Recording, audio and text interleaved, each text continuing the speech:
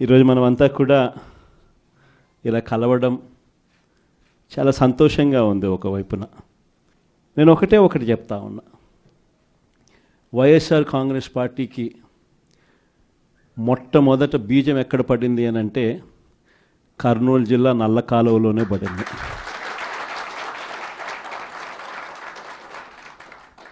ఆ రోజు కూడా కేవలం ఒక మాట ఇచ్చినాం. ఆ మాట కోసం ఎందాకైనా కూడా పోయిన పరిస్థితుల మధ్య వైఎస్ఆర్ కాంగ్రెస్ పార్టీ ఆవిర్భవించడం, వైఎస్ఆర్ కాంగ్రెస్ పార్టీ ఈరోజు ఒక బలమైన పార్టీగా ఈరోజు రాష్ట్ర చరిత్రలో ఉండడం, దానికి బీజం కర్నూలు నుంచే పడింది. ఆ రోజు నుంచి నాతోనే అడుగులు వేశారు చాలామంది.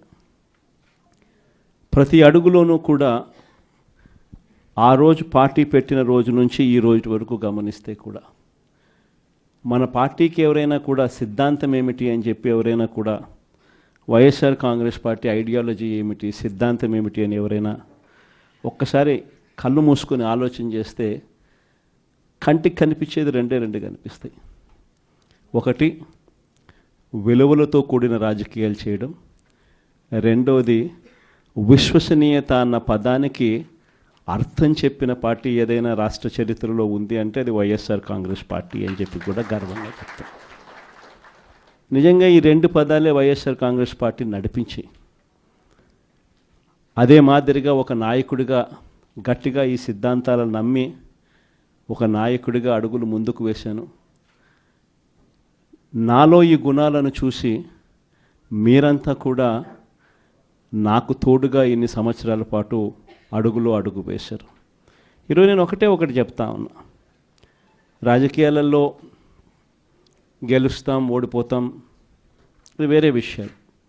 కానీ ఈ రోజుకి కూడా ఖచ్చితంగా ఒకటైతే చెప్తాను, వైఎస్ఆర్ కాంగ్రెస్ పార్టీకి సంబంధించిన ఏ నాయకుడైనా కూడా, ఏ జెడ్పీటీసీ అయినా, ఏ ఎంపీటీసీ అయినా, ఏ సర్పంచ్ అయినా, ఏ వార్డు మెంబర్ అయినా, ఏ కార్యకర్త అయినా కూడా, జిల్లా స్థాయి నుంచి గ్రామ స్థాయి వరకు ఏ నాయకుడైనా, ఏ కార్యకర్త అయినా కూడా గర్వంగా కాలర్ ఎగరేసుకొని ఏ ఇంటికైనా వెళ్ళి ఆ ఇంట్లో చిక్కటి చిరునవ్వుల మధ్య వాళ్ళ ఆశీస్సులు తీసుకునే కెపాసిటీ, వాళ్ళ ఆశీస్సులు తీసుకునే పరిస్థితి ఏ నాయకుడికైనా ఉంది అని అంటే అది ఒక్క వైఎస్ఆర్ కాంగ్రెస్ పార్టీ నాయకులకు మాత్రమే ఉందని గర్వంగా చెప్పగలం.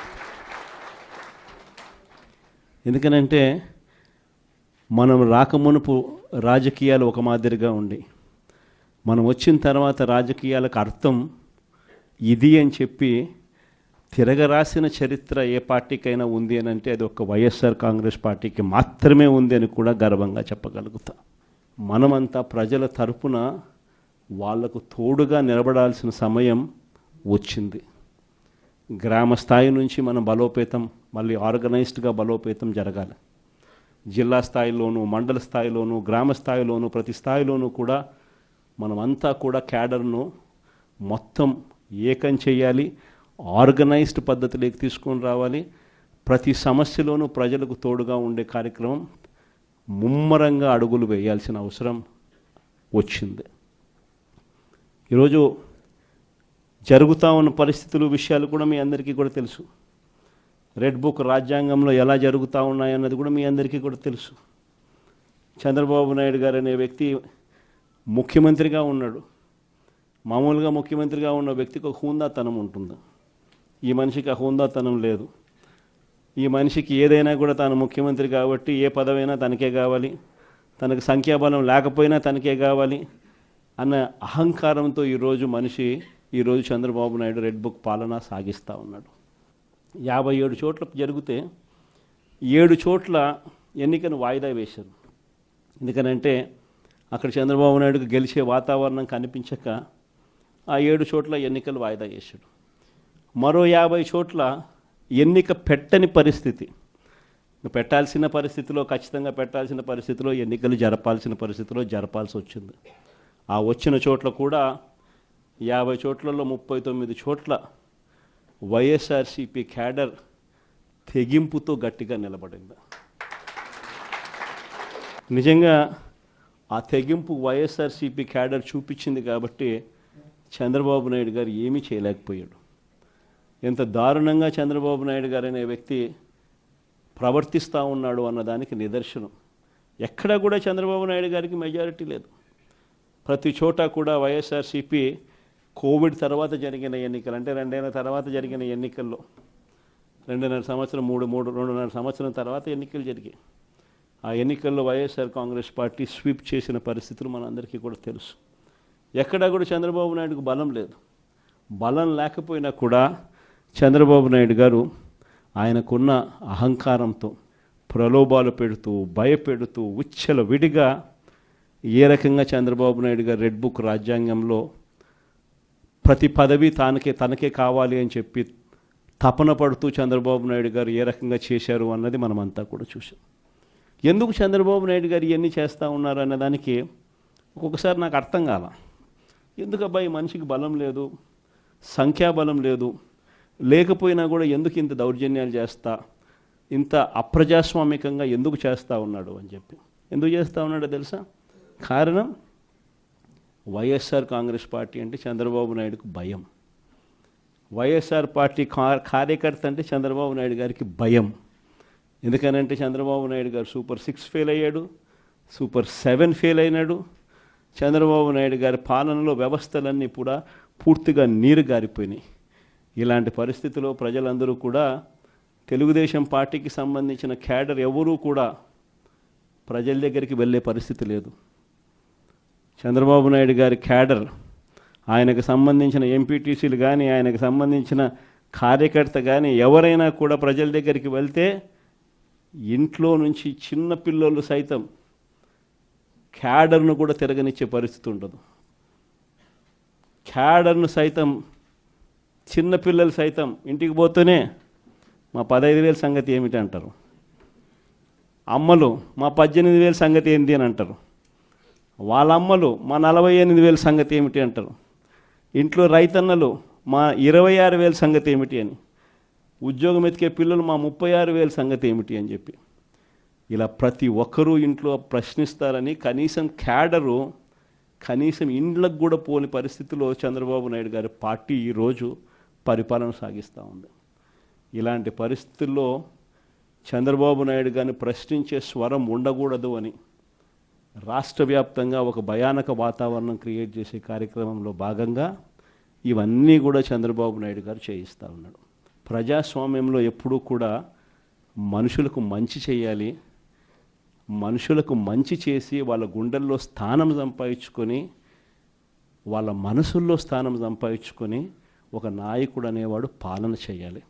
కానీ అలా చేయకుండా అధికారం ఉంది కానీ అని చెప్పి దురహంకారంతో ఏ నాయకుడైనా కూడా ప్రవర్తించినప్పుడు ప్రజలు దేవుడు ఇద్దరు కూడా ఖచ్చితంగా మొట్టికాయలు ఇస్తారు. ఆ మొట్టికాయలు ఎంత దారుణంగా ఉంటాయి అని అంటే చంద్రబాబు నాయుడు గారికి నెక్స్ట్ ఎలక్షన్లకు వచ్చేసరికి సింగిల్ డిజిట్స్ కూడా రాని పరిస్థితులకి ఆయన పడిపోతాడు. కాబట్టి ప్రతి ఒక్కరం నేను ఒకటే అడుగుతా ఉన్నా, అందరం ఐక్యంగా ఉందాం. మొన్న కూడా చూసాం, చంద్రబాబు నాయుడు గారు భయపడిచ్చే ప్రయత్నాలు ఎక్కువ చేస్తాడు. మొన్న రామగిరిలో మనం అంతా చూసాం ఏం జరిగిందో. రామగిరి మండలంలో 10 ఎంపీటీసీలు ఉంటే 9 వైఎస్ఆర్సీపీ 9 గెలిచింది. కేవలం తెలుగుదేశం పార్టీ 1 మాత్రమే గెలిచిన పరిస్థితుల మధ్య రామగిరిలో ఉప ఎన్నిక జరిగింది. మరి 9 గెలిచిన వైఎస్ఆర్సీపీ గెలుస్తుందా? కేవలం 1 గెలిచిన తెలుగుదేశం పార్టీ గెలుస్తుందా? ఎవరికైనా అర్థమవుతుంది 9 గెలిచిన వైఎస్ఆర్సీపీనే ఆ ఉప ఎన్నికల్లో గెలుస్తుంది అని. కానీ ఆ ఎన్నికల్లో ఆ రిజల్ట్ను తారుమారు చేసేందుకు ఏకంగా పోలీస్ ప్రొటెక్షన్తో ఎంపీటీసీలు ప్రయాణం చేయాల్సి వచ్చింది. మా ప్రాణాలకు ముప్పు ఉంది, మాకు భద్రత కల్పించని కోర్టుకు పోతే కోర్టు పోలీసు భద్రతతో వారిని ఎలక్షన్ హాల్లోకి తీసుకొని పోమని చెప్తే ఈ పోలీసులు ఎంత అన్యాయంగా తయారయ్యారంటే పోలీసులే ఈ ఎంపీటీసీలను బెదిరించే కార్యక్రమాలు సాక్షాత్తు పోలీసులే చేపట్టారు. రామగిరికి సంబంధించిన అదే మండలానికి సంబంధించిన ఎస్ఐ వీళ్ళ వెహికల్లో ఎక్కుతాడు, ఎక్కి ఈ ప్రతి ఎంపీటీసీలతోనూ వీడియో కాల్తో ఆ పక్క ఎమ్మెల్యేతోనూ ఎమ్మెల్యే కొడుకుతోనూ మాట్లాడిస్తారు. వాళ్ళు భయపడిస్తారు.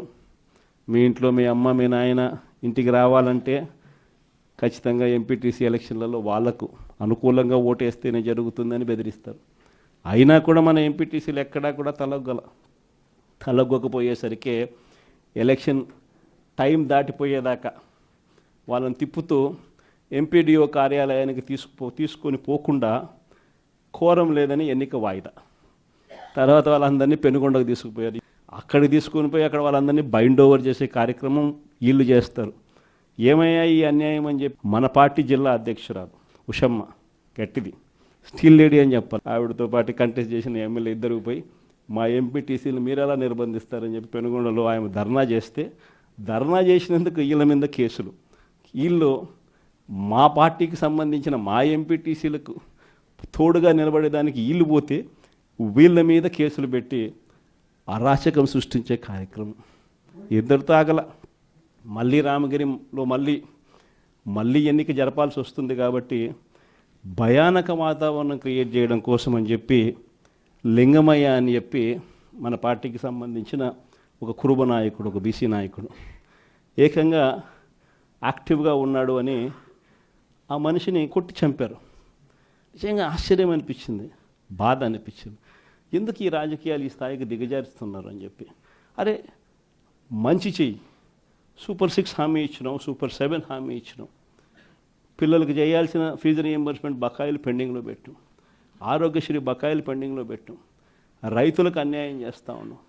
ఇవన్నీ సరిదిద్దుకొని మంచి చెయ్యి, ప్రజల మనసుల్లో స్థానం సంపాదించుకుంటే ఆటోమేటిక్లీ ప్రజలు ఓట్లు వేస్తారు. కానీ ఈ మాదిరిగా దిగజారిపోయి మనుషులను చంపే స్థాయిలో రాజకీయాలు చేయడం మొదలు పెడితే, దానికి పోలీసులను ఉపయోగించుకునే కార్యక్రమం చేస్తే వ్యవస్థలు ఎంత దిగజారిపోతాయి అని చెప్పడానికి పూర్వపు రోజుల్లో మనం అంతా బీహార్ గురించి మాట్లాడేవాళ్ళం.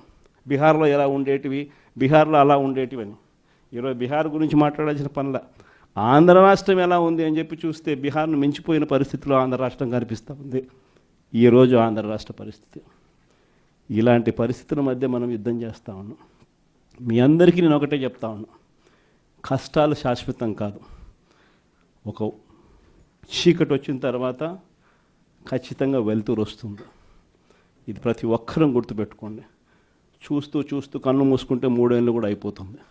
ఈ 3 ఏళ్ళు మాత్రం గట్టిగా తోడుగా నిలబడండి, నాకు తోడుగా నిలబడండి, ప్రజలకు తోడుగా నిలబడండి. ఆ తర్వాత మళ్ళీ వైఎస్ఆర్ కాంగ్రెస్ పార్టీ మళ్ళీ అధికారంలోకి ఖచ్చితంగా వస్తుంది. ఈసారి జగన్ 2 పాలన ఖచ్చితంగా జరుగుతుందని మాత్రం చెప్తాను. ఈసారి జగన్ 2 పాలనలో మాత్రం ప్రతి కార్యకర్తకు మీ జగన్ తోడుగా ఉంటాడని ఖచ్చితంగా చెప్తాను. కాబట్టి ఖచ్చితంగా ఈ 3 ఏళ్ళు ప్రజల తరపున నిలబడదాం, ప్రజల కోసం పోరాడదాం. విలువలు విశ్వసనీయతతో కూడిన రాజకీయాలకు వైఎస్ఆర్ కాంగ్రెస్ పార్టీ కేర్ ఆఫ్ అడ్రస్గా ఎప్పటికీ నిలుస్తుందన్న సంకేతం ఖచ్చితంగా ఇద్దామని చెప్పి మీ అందరితో కూడా మనస్ఫూర్తిగా కూడా కోరుతా ఉన్నాను.